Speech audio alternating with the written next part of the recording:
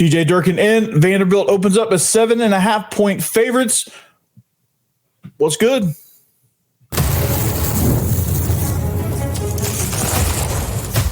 You are Locked On Vandy, your daily podcast on the Vanderbilt Commodores, part of the Locked On Podcast Network, your team every day. What's up, everybody? Welcome into the Locked On Vandy podcast on the Locked On Podcast Network. I'm your host, Corey Burton. Thanks for making us your first listen each and every day. Today's an action-packed episode, an episode that I had to do a little bit of a shift in because of my previous option. But anyway, we're here, and we're going to talk about, is college football playoff still an option for Vanderbilt? That starts this week against Auburn. Vandy opens up as 7.5-point favorites. We're going to break that down a little bit. And then also with Hugh Freeze getting fired on Sunday, DJ Durkin steps in as the interim head coach. What does this mean for Auburn? Ultimately, what does this mean for this matchup? We're going to get into all of that plus more right here on the Locked On Vandy podcast. Also, this episode is brought to you by Game Time. Download the Game Time app, create an account, and use code LOCKEDONCollege for $20 off your first purchase. So, I had a show teed up. I was going to do like hey, what did we learn? And, you know, I knew that I was going to be slick and go a week ahead, but that wasn't to be. So, Hugh Freeze fired after losing 10-3 to Kentucky at home and a string of underachieving and kind of disastrous games here up until this point. Auburn had enough, and they said, hey, Hugh Freeze, you're gone. That leaves DJ Durkin in as the interim head coach, which a little bit about DJ Durkin's past. He was the head coach at the University of Maryland, and he was also defensive coordinator on stops at Ole Miss and Texas A&M, amongst others. I'm not going to go through his entire resume, but he was at Ole Miss and he was at Texas A&M at one point. But most notably, head coaching experience coming from the University of Maryland. It didn't go so well for him there. I think he had some issues. His strength coach, I'm not going to get into all the details of that, but he had some issues there at Maryland. So that'll, you know, he's going to try to atone for that, I guess. And, you know, what sticks out to me about DJ Durkin coming in is when you look at the how Auburn's team is constructed, they play extremely hard for him defensively. I mean, that if you watch Auburn play, you can't say the defense is the problem. You know, other than at the end of games, they get worn out. Like 10 points, you give up 10 points to an SEC opponent, you should win that game. As bad as Kentucky is, they still only scored 10 points, and your offense should be good enough to score more than that at home in that situation against a team that's clearly talent-wise inferior to you. And that, I guess, was the straw that broke the camel's back. But for DJ Durkin's squad, I mean, they are, especially up front, they are tough defensively. Now, I'm just talking like overarching general culture things. I'll break down specific players on the next episode as I continue to do a deeper dive into the Auburn Tigers throughout the course of the week. But this, what this means culture-wise is this. To me, when you look at the way the Hugh Freeze era ended, kind of the way it went, this is a sense of relief for all Auburn fans. I watched Zach Blackerby's episode when Hugh Freeze was fired, and it just seemed like there was a lot of relief there that, okay, now maybe Auburn will start to play better football. You know, we'll get a better culture around here. You know, the guys will play hard for Durkin. Like something had to be done. And it felt to me that the Auburn fans, and I can't speak for all Auburn fans, because I'm not tapped into that community, but it just seemed like everyone was elated with joy that Hugh Freeze was no longer coaching the Auburn Tigers. Because, in a world of accountability, yeah, there may be situations where you like him personally. And this is the same can be true for, these other jobs. But at the end of the day, they weren't getting it done, and they were on a really fast backwards trend there at Auburn, and it just wasn't something that was going to be sustainable for the future or reversible at the point that it had become. So the move was made, And what this likely does, and you saw it with Florida this past Saturday against Georgia, they took Georgia to the wire, probably should have won that game if I'm being honest. And that was the interim coach bump, because with Billy Napier, it's a similar situation where you're like trying to figure out where it went wrong and like why you have all this talent. Because if you listen to Brandon Olson of Locked On Gators, all offseason, all fall camp season, preseason, whatever you want to call it, his exact words were championship roster, coaching is going to have to figure it out. And it did, right? You have a championship roster with not championship level coaching. And the same was true at Auburn. Auburn has one of the best defenses in the country, I would add. They play extremely hard.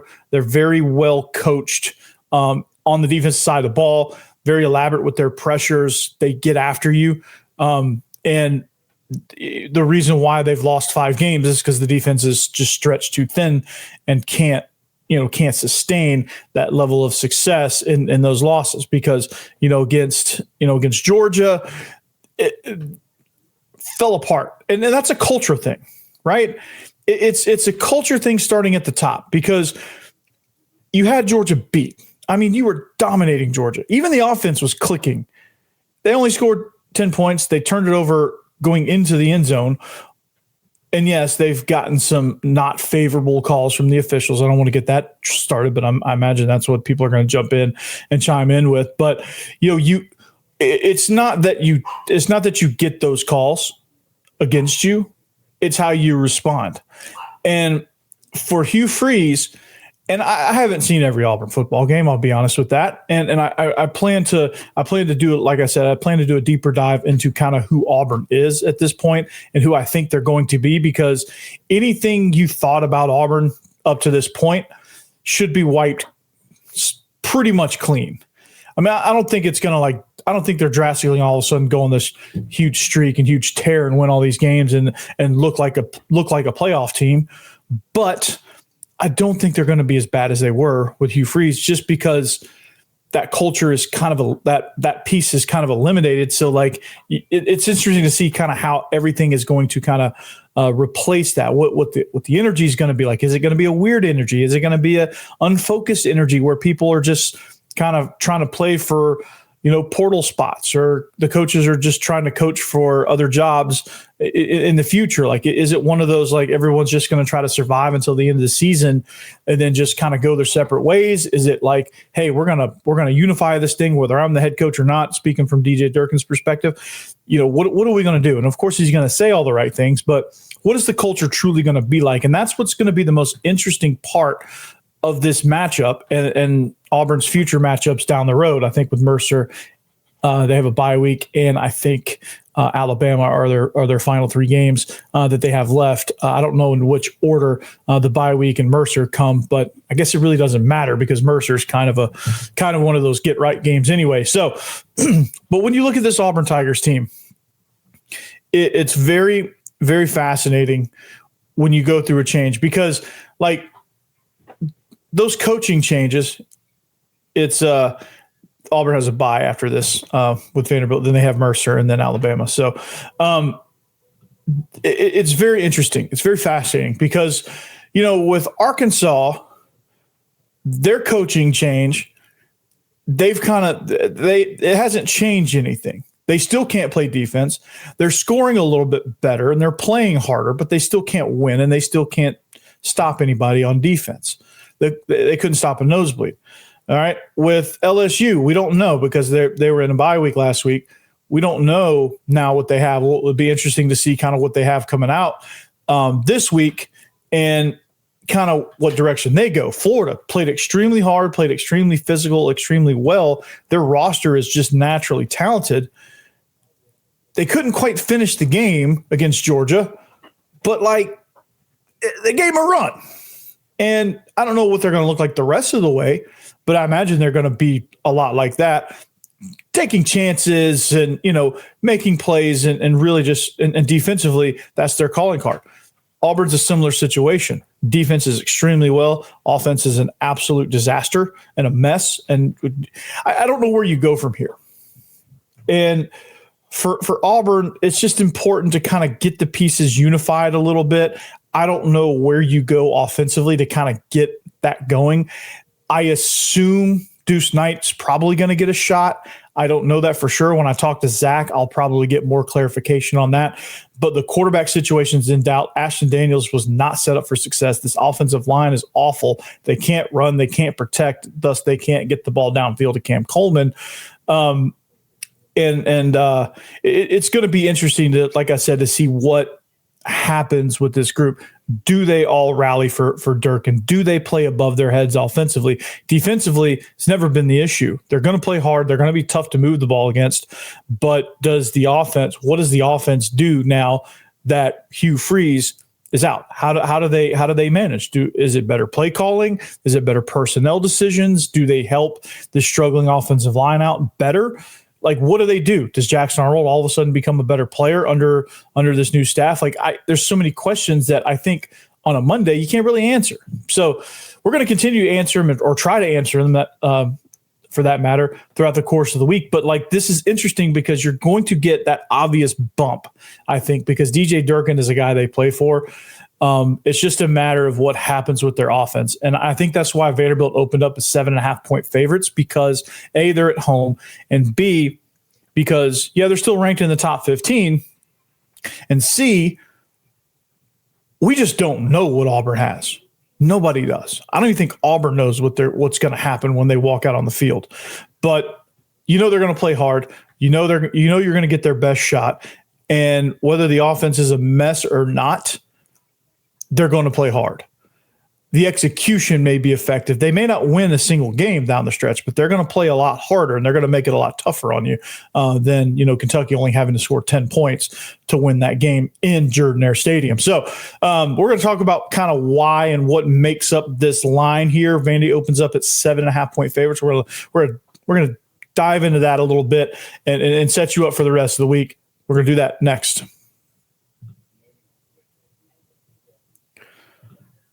But first, game time.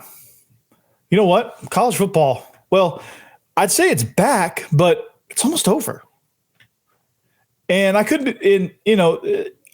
very excited that it's here, but when it's over, I guess you're going to have to go to concerts and NFL games, NBA games, NHL games, but that's okay. You can still use game time. It does not matter because game time it's GOAT status, but for right now, the tailgates, the rivalries, the energy in the stands, there's nothing like it. And let's be real, actually getting tickets can feel more like a battle than the game itself because you have endless queues, hidden fees, prices jumping at checkout. But that's why I use Game Time, the app that gives the advantage back to the fans. It's the easiest way to score last minute tickets at the best prices with no surprise fees. What you see is what you pay. Now, I said there's other things, but right now it is college football season. There are a lot of games, and you're still going to have bowl games and playoff games and all kind of stuff down the stretch here for the rest of this calendar year. So there is that. But I pulled up Game Time in just a couple taps. I saw amazing deals, man. I'm talking about a handful of your favorite college football games as low as $25. So the app is super simple. You know why? Because I can click on my seat and get the exact view before I click purchase, right? There's no surprise. And there's this thing called zone deals. I pick the section, Game Time picks the seats, you save big. Honestly, it's faster, cheaper, less stressful than any other way I've bought tickets. We'll never go back to any other way. So take the guesswork out of buying college football tickets with Game Time. Download the Game Time app, create an account, and use code LOCKEDONCollege for $20 off your first purchase. Terms apply. Again, that's promo code LOCKEDONCOLLEGE for $20 off. Swipe, tap, ticket, go. Download Game Time today.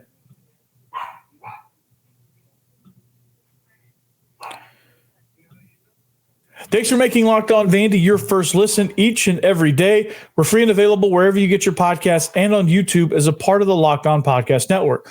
Your team every day. Now, if you need a second listen, Locked On SEC is a place to go, man. It is. Chris Gordy does a phenomenal job covering the conference. And really, if you want, just look at the whole family of SEC shows right here on this network. You're not going to get a bad one, I promise. So this is a place to be. The Locked On Podcast Network is the place to be. The SEC is the place to be, right here at Locked On Vandy, and then anywhere else in the conference as well, in addition to this. So I'm going to do a crossover with Zach Blackerby later on this week of Locked On Auburn. So that'll be a lot of fun. So go check him out if you want to dive into enemy territory, or if you like to scout the opponent or whatever it is you like to do outside of this podcast. Zach Blackerby is one of the best to do it. So you won't be sorry. Now, Vanderbilt opens up as 7.5-point favorites in this game. This is, like I said, this is interesting because it is a matchup that, as I stated before, it's a matchup that a lot has changed within this matchup. The dynamics of this have changed.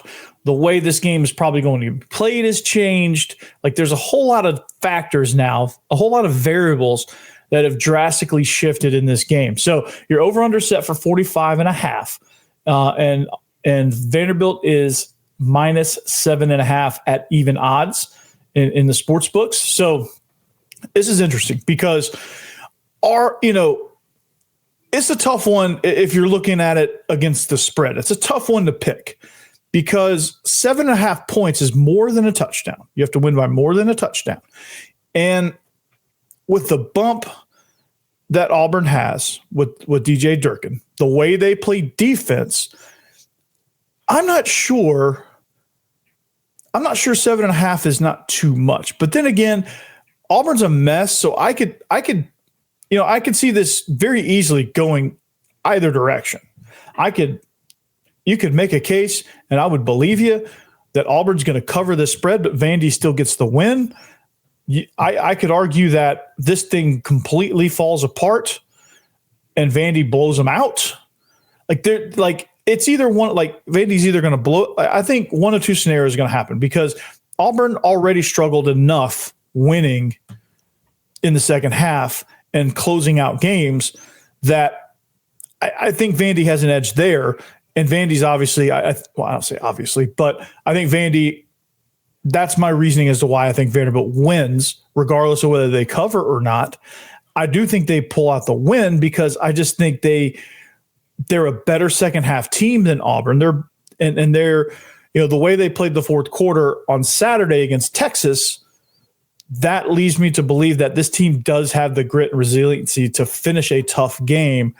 Whereas I think with how things have happened and transpired at Auburn, I think there's too many scars there, at least this year, to be able to do that. I think if things start crumbling on them, it's just going to crumble. And it may get worse, and that's where Vandy might actually cover. So that's kind of my rationale there. I think because of how talented Auburn is from a roster standpoint, how great their defensive front especially is, it's going to be close. My natural inclinations, it's going to be close. But I think, again, Vandy's a veteran team, and they're in a more stable situation right now, and that's where I think that's why Vandy opens up as 7.5-point favorites, because Vegas believes that the stable situation, the mature roster, DIEGO Pavia, who was once a Heisman contender, I don't know where he stands. It's kind of a crazy thing. I think Mendoza is probably going to run away with it, regardless of anything DIEGO Pavia does or even Ty Simpson does. Mendoza over at Indiana, as long as they keep winning and he keeps putting up numbers, I have a hard time not giving it to him, to be honest. But despite all that, college football playoff is still an option. Despite all that, I just think overall it's just a more stable situation. But for Vanderbilt, and I'll break this down further this week as well, but what they have to do and what they have to focus on is this. Perimeter defense, tackling on the defensive side of the ball. They have to do a better job of that because Auburn is extremely talented out there on the perimeter. Eric Singleton, Cam Coleman, two of the better ones, one of the better duos in the country. Cam Coleman, one of the best in the country as a receiver himself. But you add Eric Singleton to that, you get a really nice duo there. And I think with the passing attack, that can be electric. You get the right guy in there calling the right plays with the right quarterback, and you get good enough protection. It could be dangerous. There's potential there. I think that's why a lot of people were thinking Auburn was going to turn it around preseason, because you have all of those factors. You got Jackson Arnold, who was a highly touted quarterback coming out of high school, kind of underachieved at Oklahoma. The thought was that injuries played a part in that. But his time at Auburn, he struggled throwing passes, which is kind of essential as a quarterback. He's a runner. He's a great runner, but he struggled consistently throwing passes.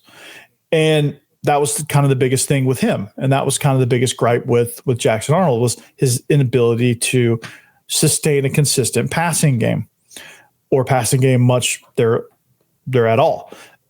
Is it coaching? Is it Jackson Arnold? I guess we're about to find out, right? We're about to find out if Jackson Arnold is indeed the starter. If it's not, is it ASHTON Daniels? We'll figure out. Like, his debut was awful, but none of that was his fault. His debut was awful because I just think things have gotten so bad that the protection was not great. Actually, bad if I'm just being too nice. The protection was bad. He wasn't able to execute. The play calling was a mystery. And it's just, again, there's reasons why HUGH FREEZE is out and DJ DURKIN is in. That's one of those, right? Is it Deuce Knight? We know nothing about Deuce Knight except that he was really good in high school. But we haven't seen him as a college quarterback yet. Will we see him? I don't know. I don't know that yet. As I dive more into Auburn, we'll kind of find out. And I think those answers will reveal themselves throughout the course of the week. Can't wait to ask Zach about that. So defensively for Vandy against Auburn, you have to tackle well on the perimeter. They're at the very least, they're going to flip those fast screens out there. They're going to throw slants. They're going to throw hitches. They're going to create easy completions for their quarterbacks to get them in the rhythm. Sark did it a week ago. They're going to do that. That's a must. You have to tackle well in space. You have to have a much better, much cleaner, much better game as far as pursuit, the way you play the blocks, the way you come off those blocks and tackle, all that stuff. You have to be cleaner in your operation defensively because they will make you pay. And that's an important factor. Offensively, you just got to start faster. You got to get things going. It's going to be tough to run. It's tough to run in this league, just in general. But you have to try to establish something. You found a passing game. Now just protect better and just get in a rhythm. Like, you found something in the passing game. Maybe your balance is there. Maybe you don't have to lean on the run as much as you thought you did. Maybe there's a whole other section of the playbook that is relatively untouched because there's a notion that the offensive line can't protect it, and B, Diego Pavia can't throw it. So there's that. And then special teams wise, man, you gotta just make those plays, man. If a play presents itself, you have to make it because there's so few and far between in the special teams. Like, you have to, like, if you get a chance to recover an onside kick, which I don't know if you'll ever do again, you have to pounce on those. You have to make tackles. You have to create return yards. You have to create pressure on the opposing punters. You have to make field goal chances tough. Like, you have to do those things in special teams to be able to gain an edge. Texas didn't really gain an edge in special teams. They didn't really have to. They were so good on offense. It's just, hey, let's just fair catch it and just go play offense. Like, we're going to be okay, right? So those are the things I think, just looking at it from last week into this week, that you have to do to kind of maintain yourself as 7.5-point favorites. All these topics we're going to dive further into, like how Vanderbilt's going to play better perimeter defense against Cam Coleman and Eric Singleton. We're going to look at how they can limit Jackson Arnold, whoever is under center. I say Jackson Arnold because he was the starter coming in to game one. ASHTON Daniels started the last game. Don't know where it's going to go, but maybe it goes back to Jackson Arnold. I don't know. For now, I'm going to assume it does. And just kind of see offensively how you can attack this front. We're going to look at different things with that. Hope to get Mike Hughesman on later on this week as well. Hope our schedules can jive there. But is college football playoffs still an option? Is that still on the table? We'll discuss next.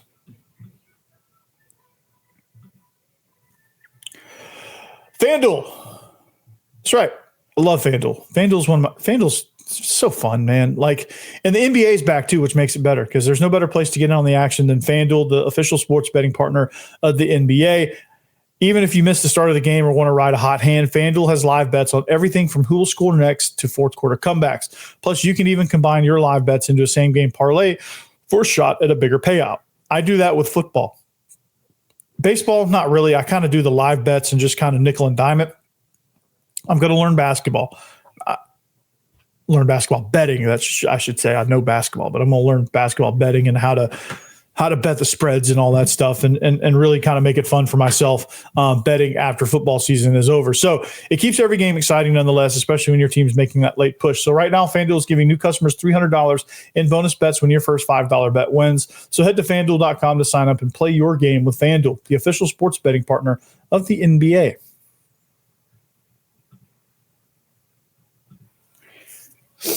All right, wrapping up here. Welcome back, Locked On Vandy. Make sure you follow the show on all social media platforms at Locked On Vandy. Make sure you like and subscribe and find us wherever you get your podcast or right here on YouTube. We are part of the Locked On Podcast Network, covering your team every single day. So you look at this, you look at the landscape of what's happening in college football. Have you ever had a sense of this thing is wide open? With all the upsets that happened, Tennessee went down. Kentucky won. Texas won. They're still alive. Georgia won. They're still alive. A&M was off, but they have a tough road ahead. Texas has a tough road ahead with Georgia. Alabama is still out there. They were on bye. Ole Miss, they didn't cover the spread, but they had that game well in control from the start against South Carolina. Like, they're a playoff team.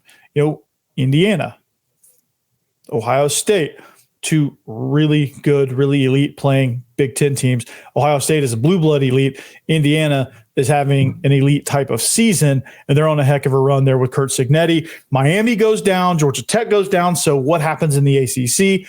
BYU is a factor there. Texas Tech is a factor there. I mean, you look at the rankings, it's crazy, man. Like, there's a lot out there, and there's a lot of 10-2. There's a lot of potentially 10-2 teams that are going to make things interesting with these at-large bids. And depending on how the season shakes out, you may get a 10-2 conference champions that opens the door for another 10-2 team, likely from the SEC, because there's just a long list of them. Vanderbilt sitting at 15. Likely going to be right there in the initial college football playoff rankings coming out on Tuesday, which will be fun when that happens. It'll be interesting to kind of see where they fall as far as that goes. But in the AP poll, they're 15th, which you can't really complain about that after what happened Saturday. Which that's kind of an interesting scenario. But for them, college football playoff is still an option. Despite what you may tell me on social media and how crazy I am, it is still an option. But you have to win. And I feel like you have to cover their spread against Auburn, win convincingly against Kentucky, and beat Tennessee in Neyland. That's it. That's the road. I think a struggle win against Kentucky or Auburn will likely, if there's like a tiebreaker, if it comes down to like here or there, with that last spot, they may give the nod to the other team because they're like, well, Vanderbilt was like 7.5-point favorites and they struggle win against Auburn, who had fired their coach. They were 4-5 at the time. There might be some factors in the discussion and in the selection of the spots. It's like Vanderbilt has zero room for error. I mean, it was already dicey enough being a 2-loss team. But I think the way college football is going with these results, it's still out there. It's still possible. And they're still alive. Like, legitimately alive. Not like the Lloyd Christmas from Dumb and Dumber, so you're telling me there's a chance type of alive. It's a real possibility. And if you win out, you still may not make it in, but if you win out, you're right there. People are going to have conversations about you. Be comparing you to like Texas Tech or Miami or whoever is in that 2-loss category, whoever else is in that 2-loss category. If Texas somehow wins out, if Georgia's sitting right there, where do those spots go? If Ole Miss just happens to lose a game, which I don't think they will, because they're on a roll, but that Mississippi State game is always interesting. It's always tricky. I don't think they lose it, but you can't really guarantee that as a win, especially in Starkville. But likely they're going to be 11-1. They're probably in. Alabama, they've got no losses in conference, but they got that one loss against Florida State. They drop another one, say in the conference championship. Where do they fall? A&M sitting undefeated. Where do they fall? Like what what is everything? How's everything happening? And Indiana's probably going to catch a loss against Ohio State in the championship game. So they could go undefeated the rest of the way, but they're gonna catch a loss somewhere. So it's going to be interesting to, again, they play Penn State this week. They're 9-0, Indiana. So they're likely, and their schedule is Penn State, Wisconsin, and Purdue. So unless they completely trip all over themselves, they're going to win until they get to the conference championship against Ohio State. And honestly, all bets are off in that matchup, to be honest with you. Indiana's good. So it's not a guaranteed coronation for Ohio State to win the Big Ten. Indiana is going to be a tough out. So the playoff picture is going to be rather interesting. It's going to be something when you look at it, you say, okay, well, I'm pulling up the standings right now. So you look at that scenario and you think, okay, well, the Aggies, they're undefeated. Alabama's got one loss. Georgia's got one loss. Oregon's got one loss. Ole Miss has got a loss. The Cougars of BYU, Texas Tech, Notre Dame's in there somewhere. Oklahoma's sitting at 2 losses still. Like if they run the table, that's a factor. Virginia now is a factor. I think the ACC is a 1-bid league. So Georgia Tech and Virginia may be fighting that out. Miami they're 2 losses, but they're heading backwards. And I think a 2-loss ACC team versus a 2-loss SEC team, despite what you may say about the biases, it ain't happening. Louisville is interesting. Texas, if they run the table, they'll get in over Vanderbilt if it comes down to that. And so it's just far from over. There's 3 weeks left, and there's a lot of football. And honestly, with the expansion of the playoffs, say what you want to, and I'll leave you guys with this, but with the expansion of the playoffs, it keeps things very interesting, because if it was a 4-team playoff still, a lot of these teams would just play the string out, see what bowl they can get to, and just move on. But like with the 12-team playoff and a lot of these teams alive, there's a lot to play for.